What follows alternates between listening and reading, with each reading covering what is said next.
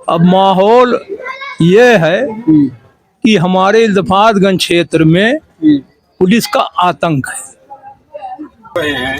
आप लोगों का पूरा कैमरा वहाँ लगाना चाहिए जो मुस्लिम प्रधानों को बुला बुला के धमका रहे हैं। उस दिशा में आप लोगों का, आप चौथे स्तंभ है, आपको उस दिशा में कदम उठाना चाहिए। ये लब्बाजी नहीं है, जो हकीकत है। आज ये दिन है, कल 20 तारीख को क्या करेंगे पुलिस वाले, प्रशासन क्या करेगा, कौन पता क्या उसकी मंशा है, क्या करे। तो इसे अच्छा हम वोट नहीं डालेंगे, नहीं जाएंगे वोट डालने। ये इल्तफातगंज है और यह इल्तफातली साहब बाबा का मजार है, जेका बसावा इल्तफातगंज है। हाँ, हम लोग यहीं बैठे हैं। तो ये अंबेडकर नगर की कटेरी विधानसभा 277 ये सीट है और यहीं के विधायक माननीय लालजी वर्मा जी जो अभी के सांसद हैं वो इसी सीट से विधायक थे। अब सांसद बनने के बाद उनकी ये सीट खाली हो जाती है और यहाँ पर चुनाव लड़ती है 3 पार्टियां। वैसे तो 4-5 पार्टियां, लेकिन 3 पार्टियां खास 11 लोग हैं। 11 लोग हैं वही तो। पहले 14 थे लेकिन 2 कट गए। हाँ, 3 कट गए। हम तो 2 ही जानते हैं। तो इस चुनाव पे माहौल क्या है? अब माहौल ये है कि हमारे इल्तफातगंज क्षेत्र में पुलिस का आतंक है, प्रशासन का आतंक है। अच्छा, लालजी वर्मा जी ने एक पोस्ट किया था, उस पे लिखा था कि प्रशासन और अधिकारियों के द्वारा मुस्लिम के समुदाय हो या मुस्लिम के जो प्रधान हो, कोटेदार हो, उनके ऊपर इतना दबाव बनाया जा रहा है कि आप एक पक्ष में मतदान करवाइए, अन्यथा वोटिंग बूथ मतलब वोट डालने के लिए मत जाइए। हाँ, ऐसा दबाव है। हाँ, बिल्कुल है। और हम लोगों ने फैसला किया है, वोट डालने नहीं जाएंगे, वहाँ लाठी खाने नहीं जाएंगे। यही माहौल है यहाँ का, इल्तफातगंज का। मतलब इतना डर है आप सबके अंदर? अंदर नहीं है। हाँ। डर का है, मरना तो है ही एक दिन, लेकिन हम क्यों जाए? का नाम है लाठी खाने? मौत तो बराहक है, उससे किसी का इनकार नहीं है।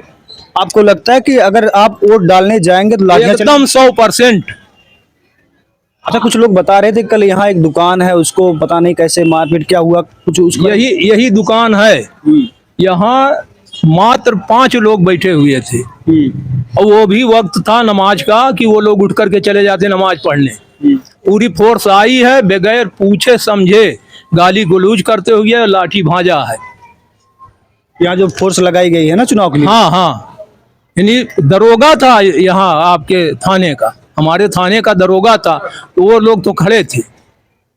देखिए यहाँ पर जो माहौल है कि बताया जा रहा है कि प्रशासन के द्वारा इतना प्रताड़ित किया जा रहा है कि लोग वोट डालने के लिए तैयार नहीं है। भाई क्यों जाएंगे, वो लाठियां खाएंगे वोट डालने के लिए, यही बात है। हाँ, यही माहौल है यहाँ का और इसमें 100% सच्चाई है, कोई नहीं, आधा % भी झूठ नहीं है। ये लब्बाजी नहीं है, जो हकीकत है।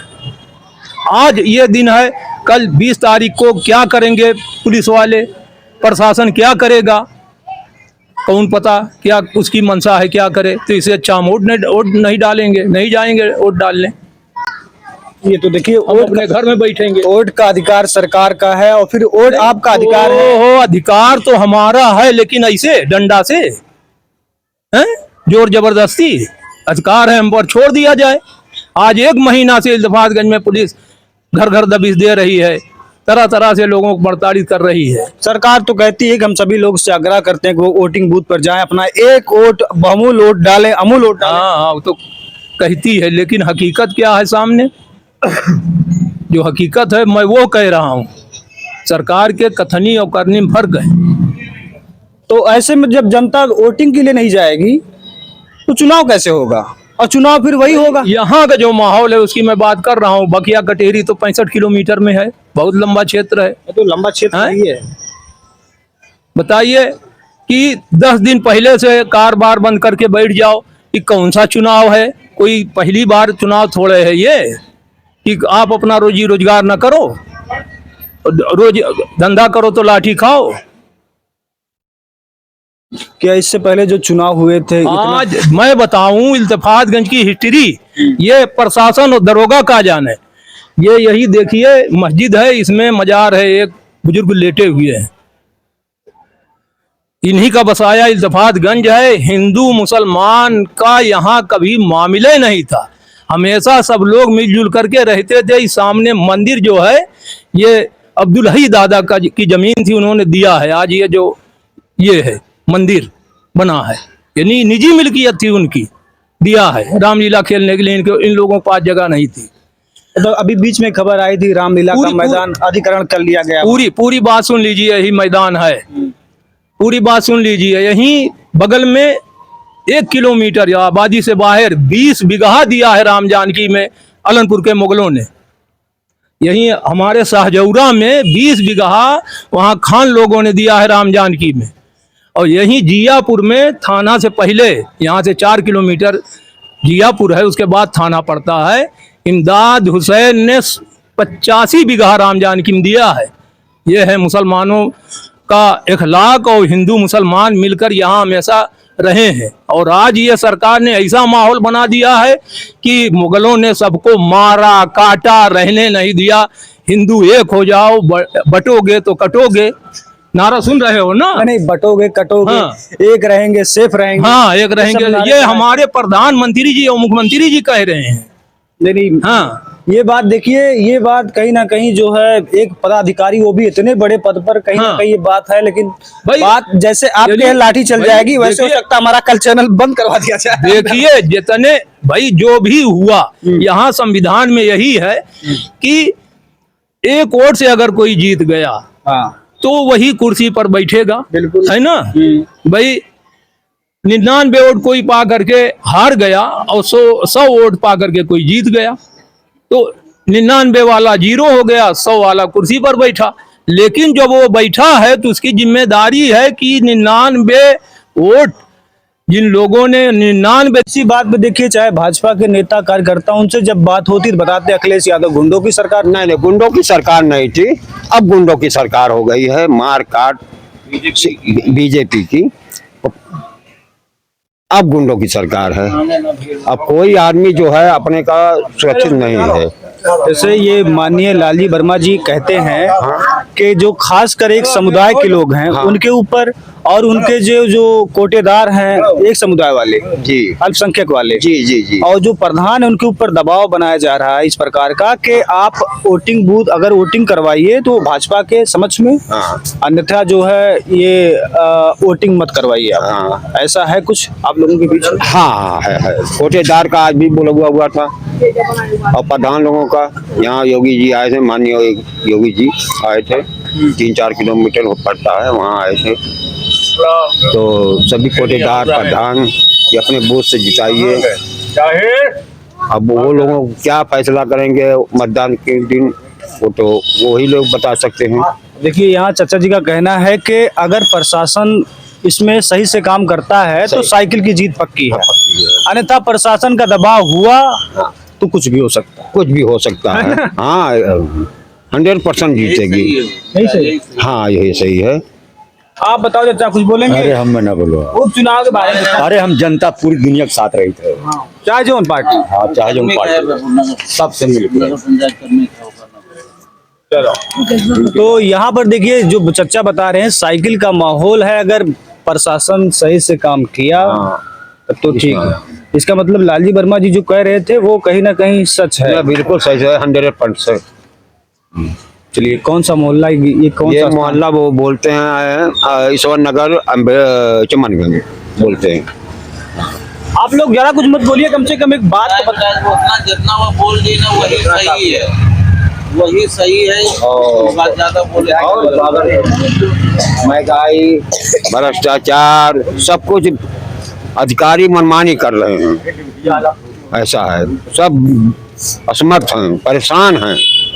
सरकार महंगाई दे रही, तो वहीं किसानों को 2000 रुपए तिमाही दे रही है, राशन फ्री मिल रहा है। और राशन फ्री तो वो भी देती थी कांग्रेस भी, आज कोई नई बात नहीं है। और उसके बाद जब कांग्रेस की सरकार थी या विपक्ष की सरकार थी तो सिलेंडर जो 450 रुपया मिलता था, तो ये बीजेपी के लोग गुंडा हटाओ, ये हटाओ, हम ये कर देंगे वो कर देंगे, आज 1000 रुपया हो गया है सिलेंडर। तब तो नहीं चला रहे हैं। सरकार कि हमारी गरीब जनता है आवत रही आज और लाइट बिल वाले जो परेशान करते हैं। इसी सरकार को देखिए, जब जम्मू कश्मीर में चुनाव होता है तो यही सरकार वहां पर कहती है कि अगर हमारी सरकार यहाँ बनती है तो आपको 450 रुपए में सिलेंडर मिलेगा। प्लस जो किसानों को जो किस्त आती है 2000 रुपए की तिमाही की, ये 12,000 रुपए की जाएगी। तो सबसे बड़ी बात यह है कि जब जहां आपकी सरकार आ जाएगी वहां देंगे, लेकिन जहां आपकी सरकार है वहां क्यों नहीं दे रहे भैया? अब क्यों नहीं दे रहे हैं? सब भाई सरकार आपकी सभी लोग हैं ना, आपके सभी लोग हैं, सभी जनता है जो 1 करोड़ 1 अरब एक राज्य को आपने सब कुछ दे दिया, अब एक राज्य से सब कुछ लूट रहे हैं, ये तो गलत है। तो ये है मामला है सरकार की।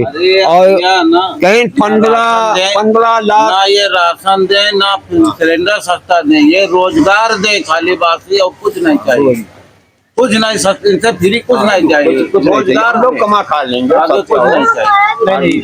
देखिए ये जो राशन है, कहीं ना कहीं जब जो गरीब वर्ग के लोग हैं जी उनके लिए कहीं ना कहीं राशन काफी काम लाभदायक है। हाँ लाभदायक है, लेकिन उसके साथ और परेशानियां, अगर हमारे पास पैसा नहीं रहेगा तो उसमें और लगता है ना, पिसाई है, ये है, वो तमाम अखराजात लगते हैं ना। तेल मसाला क्या कोई सूखा उसको खाएगा? बताइए, आप ही बताइए। तो सरकार की बात बहुत बड़ी हो जाएगी। हम तो उपचुनाव का माहौल जाने हैं। हाँ, उपचुनाव का माहौल आपने बता दिया कि साइकिल प्रशासन अगर वो सही काम किया तो साइकिल भारी ऑटो से जीतेगी, इसमें दो राय नहीं है। हाँ कल यहाँ कुछ मारपीट भी हुई। हाँ मारपीट हुई। बात को लेकर किस बात को हुई? एक दुकानदार है हमारा भाई, वो है सामने वाला, वो अपना पेट भरने के लिए दुकान किया हुआ है, तो पुलिस वाले आए इधर से, उसके बाद बिना कसूर मारने लगे, बिना कोई बात मारने लगे। और उसके बाद जब यहाँ का थाना इब्राहिमपुर का एसओ, पहले वो उसी ने डंडा मारा, तो आर्मी वाले से इशारा किया मारिए आप भी, तो ग्राहक लोग बैठे थे तख्त पे।